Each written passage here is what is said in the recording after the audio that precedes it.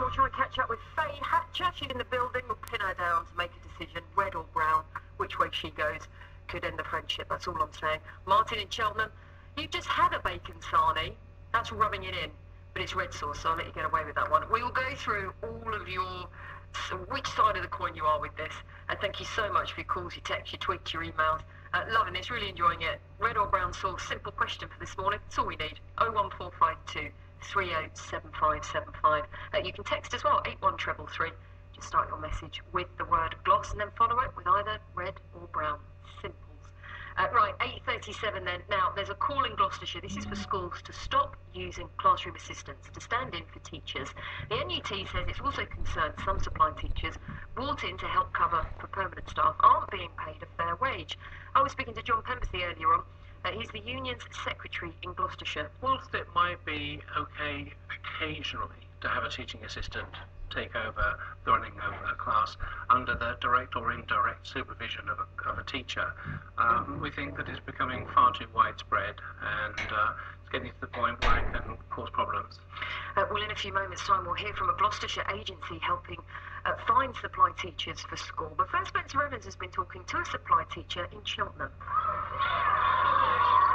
Well, it's the end of the day here at Swinton Village Primary School in Cheltenham, but it's still very busy here with after-school club and homework club. I'm joined by Jason Myers, who's a supply teacher here. He qualified in June 2011.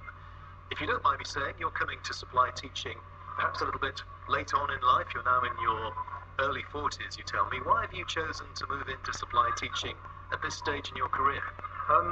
I was working abroad in Spain for 15 years, so I've been involved in teaching really for over 15 years.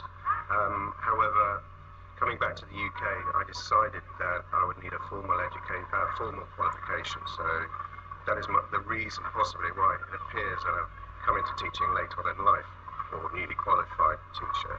Why have you chosen the supply route, though? Is it through personal desire? Do you want to get a permanent teaching post? Or do you enjoy this way of life? At the moment, I'm happy with supply teaching. There are a number of reasons for that. Some are for personal reasons. It allows me more time to spend, say, with my young family. I have a very young family. But also it gives you, any teacher coming in, or a new teacher, it gives you the ability, especially if you're going into a new area, to find out about different schools in that area, because you do, as a supply teacher, move from one school to another. So that way, it's a good way to find information about the local area or county that you're working in. And how many schools are on your books roughly here in Gloucestershire? I work for, I would say, 3 to 4 schools on a regular basis, and I would say another 5 less so frequently. Is it very much a day-to-day existence, though? You sit at home at night waiting for the phone to ring, or do you get regular block bookings?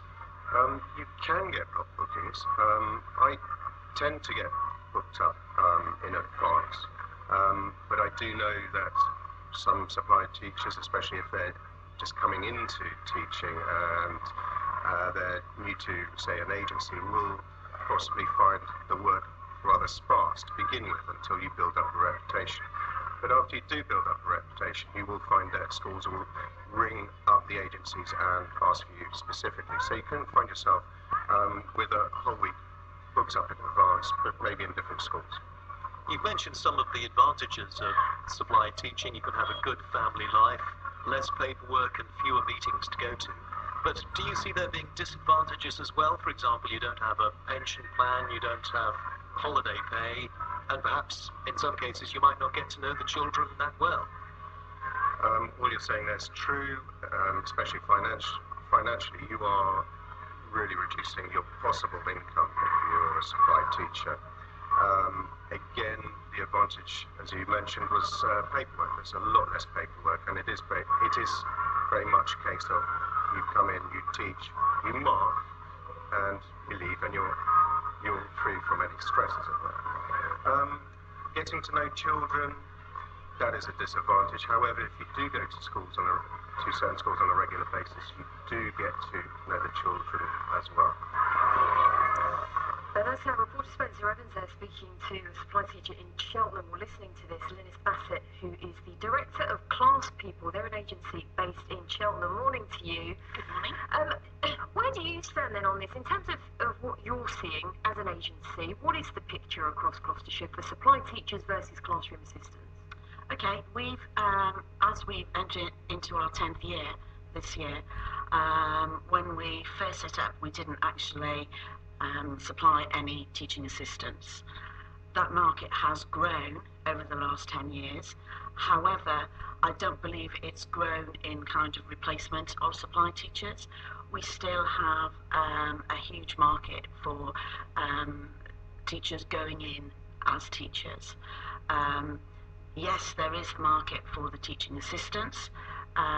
Sometimes we will find that schools where they have a HLTA, and I think that's where you have to get the point across, it is the higher learning teaching assistants that deliver the lessons. If that's higher learning teaching assistant works in that classroom on a full-time basis with those particular pupils, it makes sense for the school to move the HLT up if the teacher is off sick to deliver that lesson. And what we see now is that they will bring in a lower level teaching assistant to cover the place where the HLTA is not there. You know, the advantages for the school of doing that, yes, a cost, but also that HLTA will know those children in that classroom, will be used to working with the teacher, so will have a better knowledge of a teacher's particular learning styles, their delivery of lessons, and so can maintain a close continuity for the pupils within that class, which at the end of the day, whoever's delivering that lesson, that is what matters. It doesn't matter who does it, it's that it's done in the best possible way, so those pupils are still having access to the best possible learning.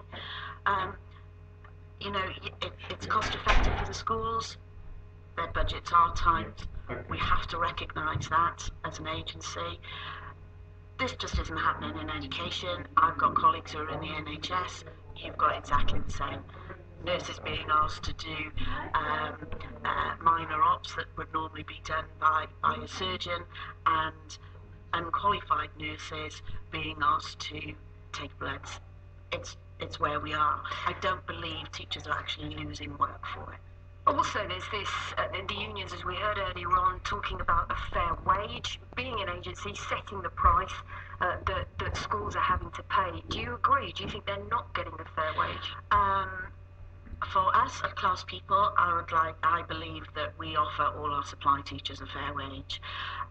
It is a competitive market. There's many agencies out there. And what we do is not standard across the board. We pay our teachers to scale based where they are on their pay scale. We are all under new legislation that came in last year, 1st of October, called AWR, which states that on the 13th week, if a teacher is in the same role, in the same school, doing the same job, they have to be paid exactly the same as their full-time counterpart. So that decision is very much taken out of our hands. On a day-to-day basis, again, you know, if an agency is going to a school and offering a very, very low daily rate, that should flag up to that school that actually, well, you know, we've got a really low daily rate here. They're going to be paying the teachers under their pay scale. Right. All agencies are limited companies, and they can do that. It's a business at the end of the day. It's a business at the end of the day, and the agency is the middle person in the middle. So, but we have chosen, Classpeople have chosen and made a firm decision to maintain the rates that we pay our teachers. Okay, well, thank you very much for coming in, Lynis. Really appreciate it. So thank you. That's Lynis Basset there, Director of Classpeople, an agency based in Cheltenham. Your views, perhaps maybe you're, what are they calling it? Because there's jargon for everything now. This new title, HLTA, a Higher Learning Teaching Assistant. Perhaps maybe you're a supply teacher. You're seeing it from both sides. Where do you stand? 01452 307575. It's 8:47. It's Saturday, the 24th of November. Spencer Evans has your headlines. A foster couple from South